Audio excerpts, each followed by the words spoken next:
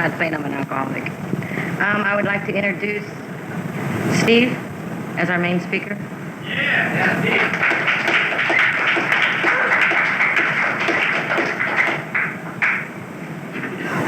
Good evening. My name is Steve, and I'm an alcoholic. I'd like to welcome the newcomers. This is a program for people that can't stop drinking. If you've ever had a problem with it, then just keep hanging around here. People say different things, and they sit out there in the bars and stuff like that. And when I first got here, that's all I wanted to hear was bar talk. I felt comfortable about bar talk.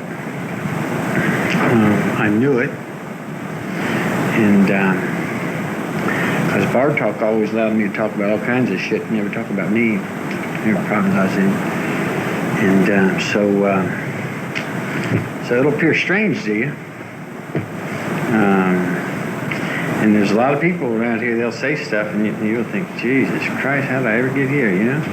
And it's stupid, long-winded bullshit, you know?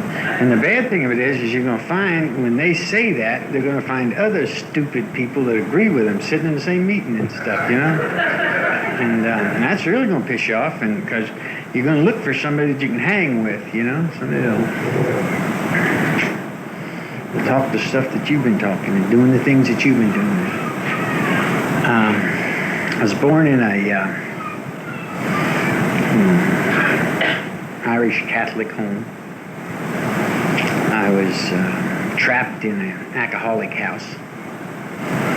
And when I got older, I was trapped in this alcoholic mind of mine, yeah. And there's one thing that'll happen to you, and it'll be apparent that I know for me that, you know, I knew I was bad. For all the stuff I did, I knew I was bad. Things that I did. I didn't mean to do bad things. I didn't want to do bad things, but I did it. And when you get here, you'll find out that this is a disease you have. It's not a disgrace. It's a disease. It's a thing that overwhelmed you. You didn't have anything to do with it. You still don't have nothing to do with it. You're not going to stop it. You can't control it. Curing of it is impossible. But these people that are in these rooms, see, I heard somebody say earlier that they didn't lie or cheat and steal and stuff like that. And if character defects was eliminated by odor eaters, you know, if odor eaters could take care of character defects and I was wearing them, I'd evaporate. Because I didn't do things like normal. See, I did me. There was nothing about you that I gave a shit about. And the one thing that'll happen to you if you keep hanging out here is you will find somebody that was worse than you. Guaranteed worse than you. And he's walking around today and he's like smiling and he's talking goofy shit, but he's like, he looks regular, you know, and you knew he was worse than you. And see, and you'll know that's not a lie. You'll know it ain't a lie. See, I didn't have guts enough to go over and say, hey, how'd you do it? How'd you get well? See, I'd schmooze over next to him and hope they'd say some shit that I'd understand that it'd get me well for that day. I'd never walk up to people and ask them how they're doing or how'd they do that, see, because I thought they'd turn around and say, boy, you are a stupid son of a bitch. Don't you know what to do? See, I'd never tell you that I didn't know nothing. I'd never tell you that because I was scared of the consequences. I thought you'd say, yeah, that's Steve, that stupid ass, you know, he don't know shit, you know? So, after a while, I was convinced that I knew stuff. I knew stuff before I was born, you know, and I knew all kinds of stuff. And if you were drinking like me, I'd just watch to see how far you was leaning. That'd tell me how far I could really bullshit you, you know. And I remember I was court-martialed, and I was kicked out of the United States Air Force, and there was things I'd never tell you. I just wouldn't tell you. I'd never tell you nothing about me, because I knew if you knew all about me, boy, you knew what a piece of shit I was, because I knew I was a piece of shit. I just wasn't going to tell you. And I remember one time I was really having a bad time. I was about maybe 19 or 20 years old, something like that. And I went into this bar, and I only had like maybe $20 on me or something like that. And I was unemployed. And after the fourth round, I was an astronaut waiting on a mission. See, because I knew a little bit about the plane and how it worked and stuff, because I was there, and I'm cool. And and if I thought I could get away with it, see, that's exactly what I'd say to you. See, then you'd think I was cool. See, and I wanted to be cool. I wanted to be a person that was. I didn't really know what cool was. I didn't know anybody that was that had a nice life. I didn't have a pattern. I knew people that did things and stuff like that, and I knew people that got in trouble. I knew people that drank too much. There was never a situation in my culture that said about not drinking too much. It's just don't embarrass your family, don't get caught, don't go to jail, that kind of stuff. You see, don't be a pig. And when it came to alcohol, man, from a teenager, man, I was a pig, man. I was a pig. I was a pig, I just would just poo, And if you ever, like, I got to see, like, when I first drink when I was young, things was cool. And then after a couple more drinks, then I got to be smarter and tougher, and there was actually a pattern that I would follow, until I get wasted. And then later on in my drinking, I wouldn't want all that stuff. I remember one time heading for a party, and I'd drink just to get to go there. Do you see what I'm talking about? And I wrecked the car going out the driveway. And oh God, that's another thing I never tell you. See, because I pulled back up the driveway. That's the thing I said. Maybe maybe they stole it. That's a big thing with me. There's always somebody else. I never would accept the responsibility for things I did, especially when I was drinking. I drank early in life. We was poor, and my parents put some lemons in a great big old pressure cooker, and throwed about maybe 5-6 fists Old Crow in it, a bunch of honey. See, and they'd cook up the lemons, and the lemons would go with the honey, and then that was like what you drink if you had a cold and stuff like that. And I was like 8, 9 years old, and I never liked the taste, but boy, it just gave you that poof, man, and just a nice feeling, It's like urinating with a blue suit on, You got that nice warm feeling, but nobody noticed. You know what I'm saying? I mean, it was just nice, and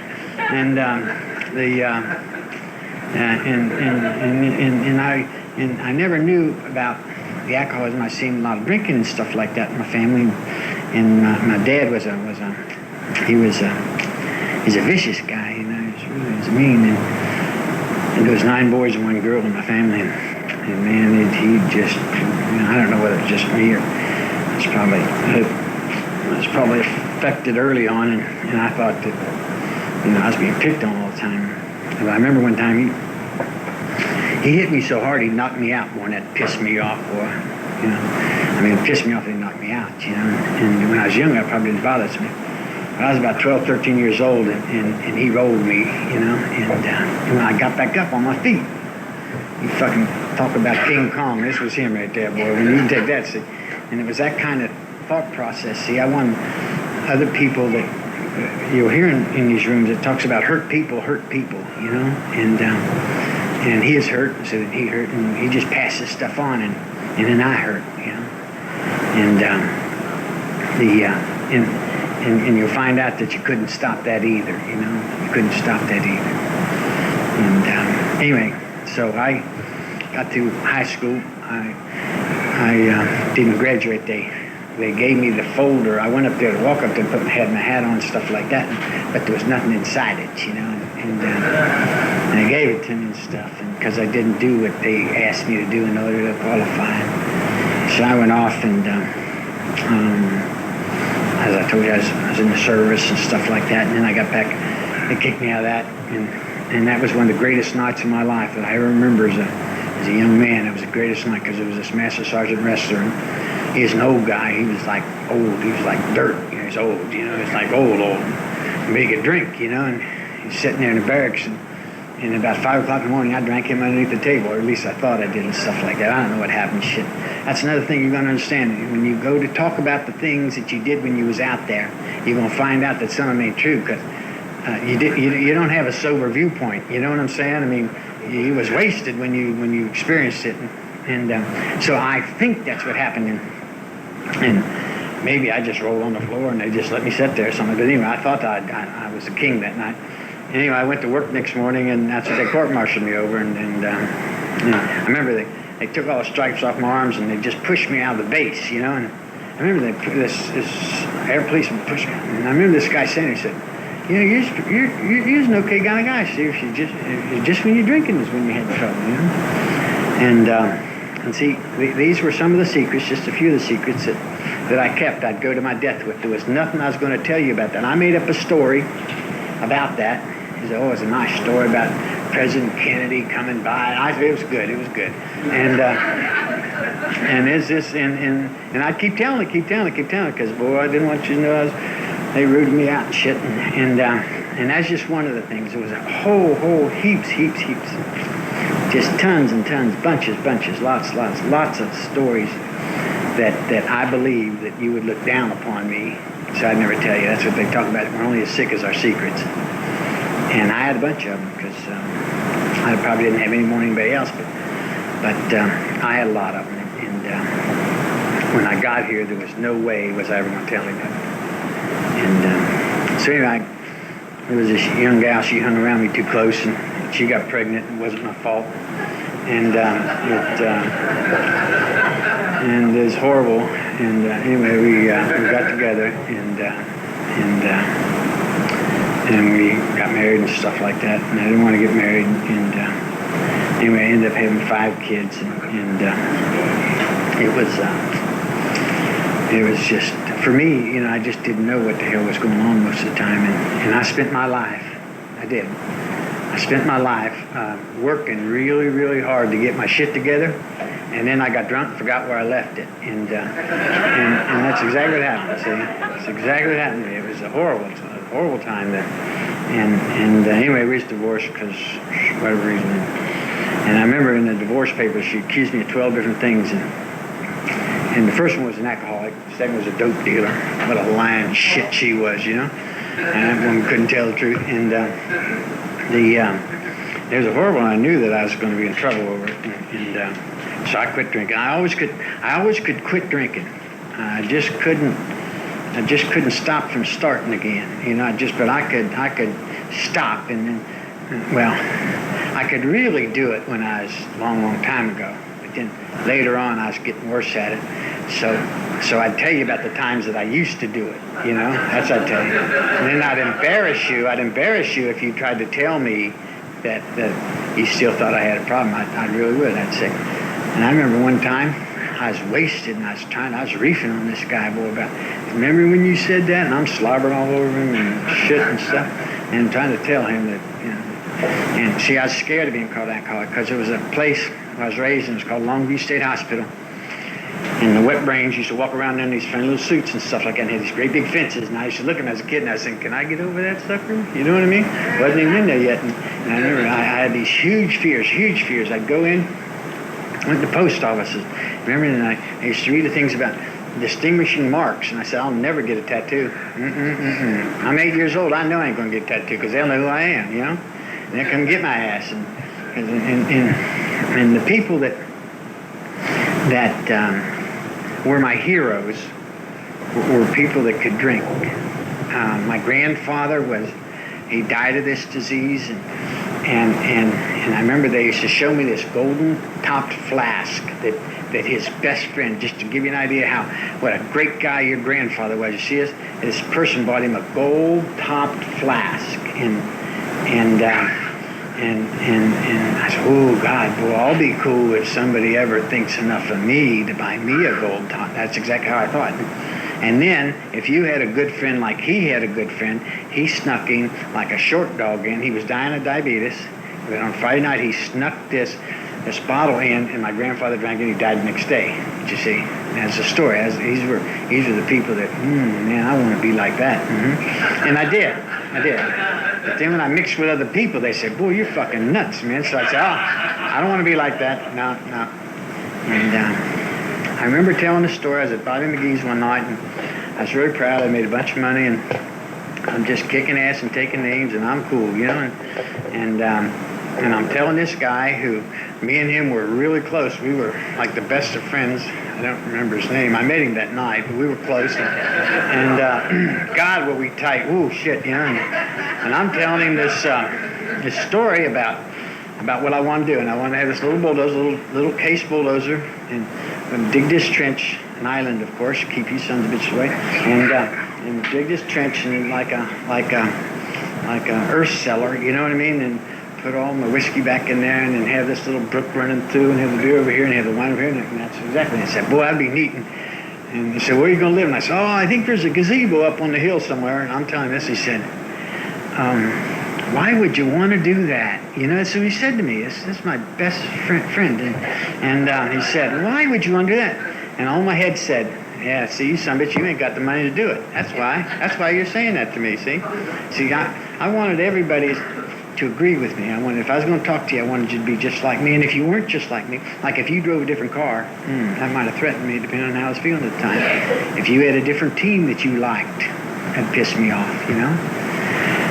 So then at the end, there wasn't a whole lot of people that drove my car and wanted my team, so I was sort of like a lonely son of a bitch there for a while, you know?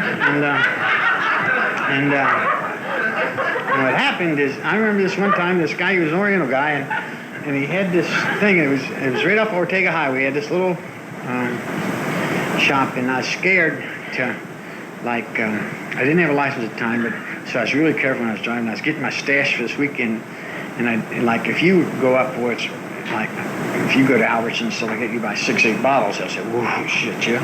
But when I do this, and I'd seen people looking at me, I said, oh, having a big party. Yeah, there's about 50, 60, maybe 150, maybe 500 people coming over for this thing, and that's how I think. See, this is my head. Well, I remember going around, and I was picking up some stuff, and I went to him, and I got like 3 bottles, and I said, oh, yeah, having a big party over there, and stuff like this, and oh, yeah. And I'd been there 2 or 3 times before, and oh, yeah, surely. Oh, yeah, got to buy my stuff. Oh, shit, Jim. And the guy, he couldn't speak English. Didn't know what a damn thing I was talking about, you know what I mean? I said, I'm going to come back here, see, because he'll never say, oh, I think you got any trouble, you know? And I'll never forget, I wrote this check out to him one night, and if you ever notice, if you ever go out on a night and you have a credit card, if you're fortunate enough to have a credit card, or if you write your checks, you ever notice how your name deteriorates as the name is? Say, when did you write it? Oh, that was about 6 o'clock, and it's almost legible. And then if you actually sign the guest receipt like at 11, man, I'm telling you, it's upside down and shit, you know? And I remember I'm arguing with this guy about this same Oriental guy, about this check that I'd written him, and boy, I was convinced that there's no way that, you know, that he had it, you know, and it was mine, and anyway, there was lots of things that happened to me that I denied. When you come to Alcoholics Anonymous, as I told you, these long-winded people, they'll say things to you, they'll talk about like denial. Denial means didn't even notice I'm always lying. That's what denial stands for, see. And see, newcomers are going to say, what the hell's that sumbitch laughing at, you know? See, because that hurts our feelings, it really does, see, because when I said something, I meant it, see, and when I talked, it's the truth, see. Now, I know all these other people, when you talk about this shit, that's jive, you know, but when I talk, shit. And that's how I thought, see, it's exactly how I thought. There was nothing about you that I cared about. Nothing. Today it's different, but I'm going to tell you, it's only because of this program, because when I first got here, I wouldn't have pissed in none of your faces if your brains was on fire. I wouldn't have gave rat shit about none of you. I just didn't care. Just didn't. And I don't feel like that today, you know? I just don't feel like that today. And I don't do those things I used to. I walked into the first meeting, and that's a really, I was really messed up. I had jaundice, and I had ruptured esophagus. Should go up down your throat, and you're just not doing good. And if you're new here, and you're sober, like early on sober, there's 2 things are going to happen, and that is your head's going to clear, and you're going to feel bad, you know? I mean, shit. If it's, that's what happened to me. This guy said, you're going to feel bad, you know? And I did. I felt bad. And he said, but just keep coming back. And we'll tell you, and you'll stop feeling bad, and your head will get clearer. And I did. I did keep coming back, and something did happen to me, and I don't know what it is. I've asked a number of people, not a large number, but probably 4 or 5 people that have the program of Alcoholics Anonymous, and they work it all the time, and over a period of 6, 8, 10 years, they do those steps every year. Every month they do a different step in Jesus. So like this month is the 12th month, so they'll be doing the 12th step, and after a while they get what they call spiritually minded. And I'd ask them because they'd have something I'd want, and I'd ask them about, you know, what I should do or what. I mean, they'd tell me things that were really, really simple, and they were almost the same things that I learned when I first walked in the door. The story never changed. But I never found one that could tell me how they got it, you know. And they could tell you what they did, but they never were able to tell me how they got it. And this is a spiritual program, and when I first came here, I didn't want to hear about a God because I didn't want to talk about him, because I thought if he'd find me, he'd kick my ass for all the things I was doing. So I'd just assume you people wouldn't talk about that summit, so you don't show up around here, you know? Because I don't want to talk to him right now, because I knew, you know, I was at a very young age. I was 5 years old, and I took some money, and then I lied, and I stole a pack of cigarettes, and by the time I got to like my first communion, where you got to say your first confession, I was playing with myself and shit. And damn sure I wasn't telling that priest jack. You know, I just wasn't going to tell him nothing. So my first confession, I lied. Yeah, I lied. Well, there ain't no help to you when you're lying like that, you know? I mean, like, see, I was the same, and they went up to communion, and I knew I was going to die when that toast hit my tongue, but it didn't. Shit, I'm sneaking back there. See, so I knew I was bad. And I knew that there was no way in hell was anybody going to help me because of all the shit I did. That's just the early parts, you know. And so when I got here, and I'd hear people say things, and then I stayed around, and then they said they did that kind of stuff, and then they did worse stuff, and then worse stuff. Ooh, shit, they're doing okay. See, the one thing you'll find out about here, you'll find people that are just like you, that are doing things now that were suggested by a bunch of drunks before probably anybody in this room was born. A bunch of drunks got together and wrote a book, and that's the first time that people didn't have to die from this disease. Because before everybody died, you did. You know, they put you off in the corner, and they treated us different. You go back to those old books and stuff like that, they treated us different, you know. I mean, like, you could have something really bad and be a murderer, but boy, don't be a fucking alcoholic. Oh, Jesus Christ, boy. Don't be an alcoholic, because that's the worst of the worst, because those are those weak-willed people, you know what I mean? Those people. Now, if you hear anybody tell you about willpower, and willpower relative to alcohol, just invite them over, and give them a little tab X-lax, and then lock them in a room for an hour and ask them about willpower. You know what I'm saying? That's my willpower. See? And see, because or drive them out in the woods somewhere and tell them to walk home. You know, and we have a disease, and when it's left untreated, it'll kill us. So when we treat it, we don't have to die. You know? But when we leave it untreated, it kills us. And before they wrote that big book, there's babblers. I got to work with a guy, actually, from this. He was around this club, and drove him over to see his dad. Ain't seen his dad in 6, 7 years, something like that. This is Long Beach State Hospital. And his dad had seen, and his dad is one of us, just got wet. Just if he'd just drank that much less, he'd probably be maybe sitting in his room today. But he didn't drink that much less. He drank that much, and when he seen his son, he said, that's exactly what he did. And then he's gone. He's like that.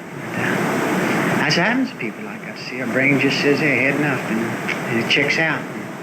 And we're just left there. And And that's what the drunks talked about. See, the drunks knew. See, years ago, it seemed like the last gaspers that wrote the book, were saved from that. And everybody that was left, see, there's other people, they were doing that. And they were locked in some place. Or they was dead. And there was a guy, Jack and I roomed with him, and his name was Steve C2, and he, about the second bus stop right up here on Anaheim Boulevard,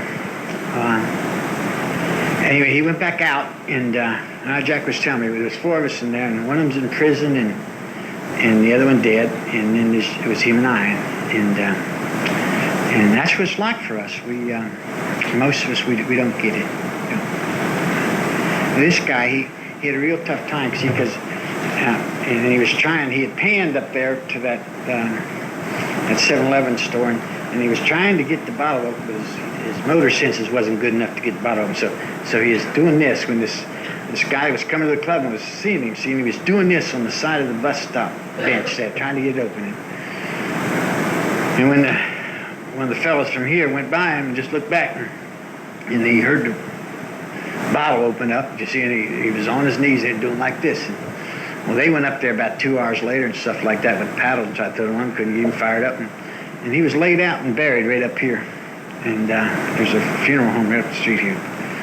And I didn't like the son of a bitch, to tell you the truth, and just because he's dead didn't make me like him anymore, I mean, it was an area of my life that I just hadn't got there. I didn't hate him. I didn't hit him with a board or nothing like that, but I just didn't like him, and I hadn't asked God to help me through that, But I sat across the street and I watched to see if anybody going in there, and when I was ready to die, and when I was sitting there, and there was a glass there one night, and I knew that if I drank that, there'd be a good chance that I'd die, but I drank it rather than spend the next 10 seconds in my head. See, I thought at that time, it was like, I'll show you sons of bitches. Do you see what I'm talking about? I don't know why I thought that. Didn't even want you in my house, so I didn't give a shit about you. But anyway, that's what my head said, see?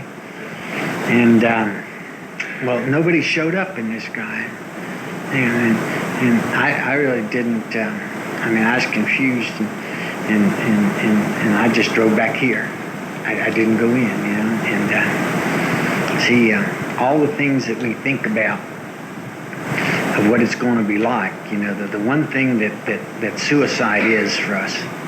Suicide is the highest form of selfishness, number one. I'll show you now. And we're prone to that. Alcoholics, we got that shit, Either we're homicidal, we're going to kill somebody, or we're going to kill ourselves. We're either homicidal or suicidal. And I was probably more homicidal, but at times I was suicidal, And because I wanted something and I wasn't getting it. See, I have an alcoholic mind, and I'm really immature. I did not develop into an adult. And you look at me, you say, hey, the dude's old. I'm old, see? I'm not an adult, I'm not. I'm not mature. Now I pray and I ask for help and I get quiet, I'll do adult things. But naturally I'm not. See, in my life, I do immature things, childish things. Okay? I spent my life beating my spoon on my high chair. I did. I wouldn't tell you that. I'd have some.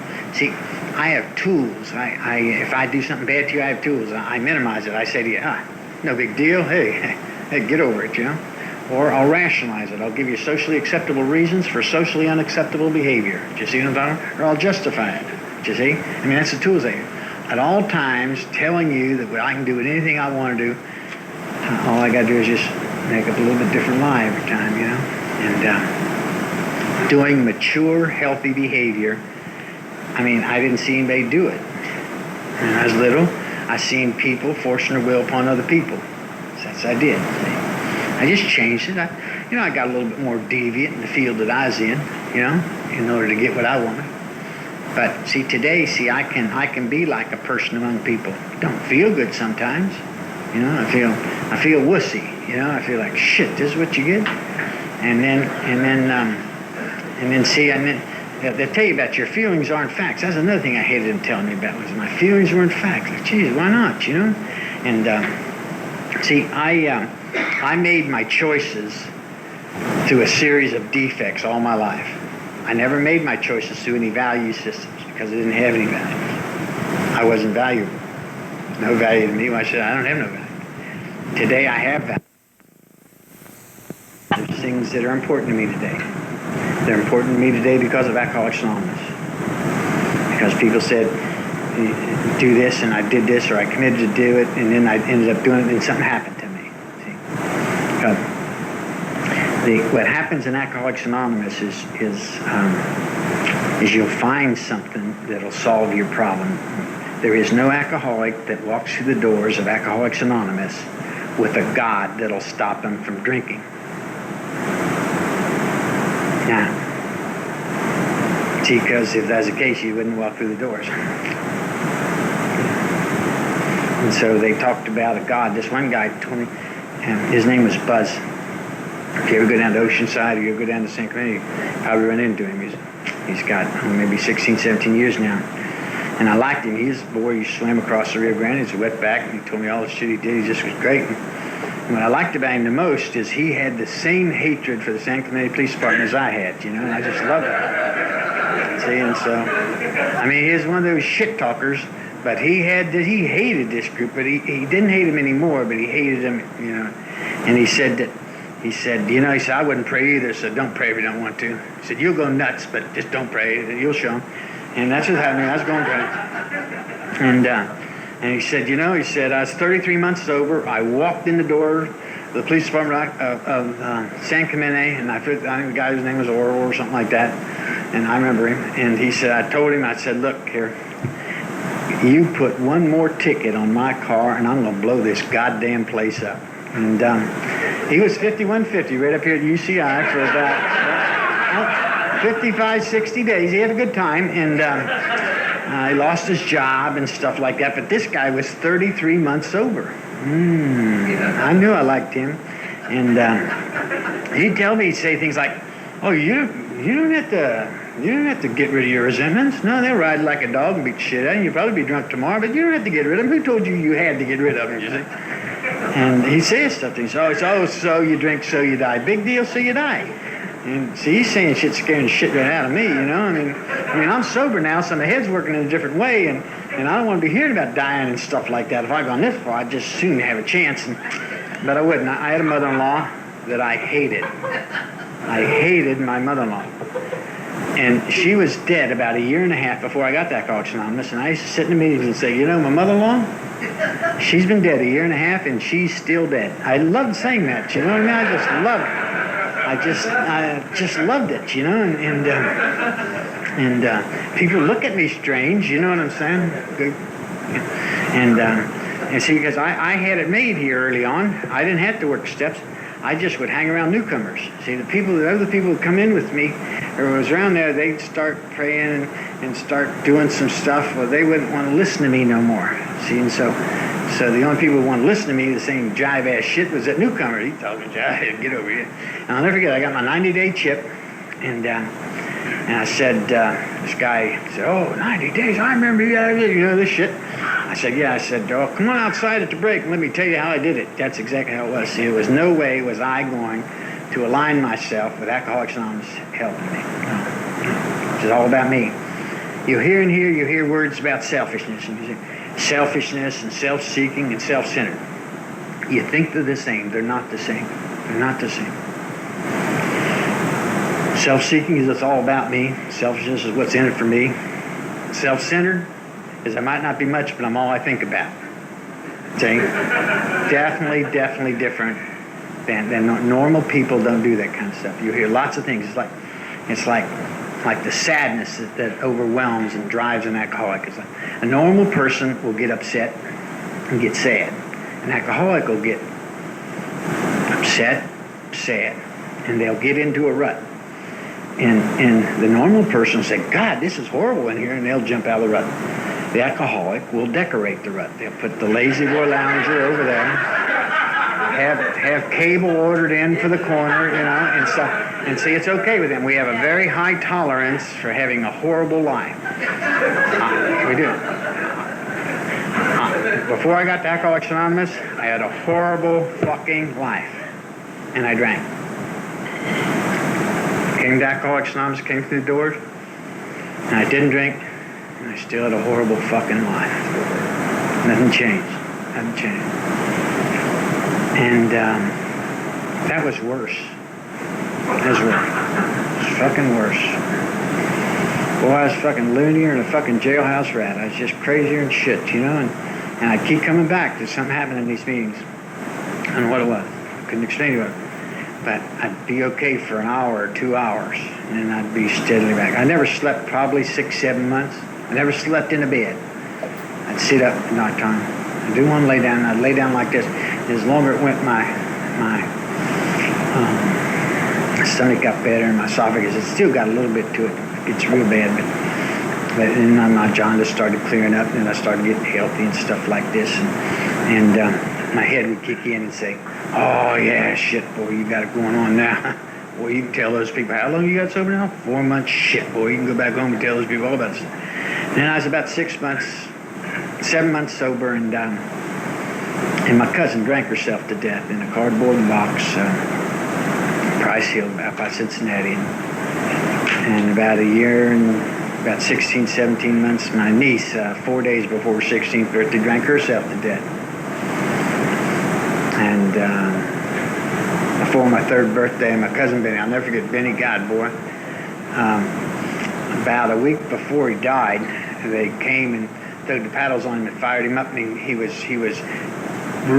going to kill these E-Unit guys because they spilled his drink.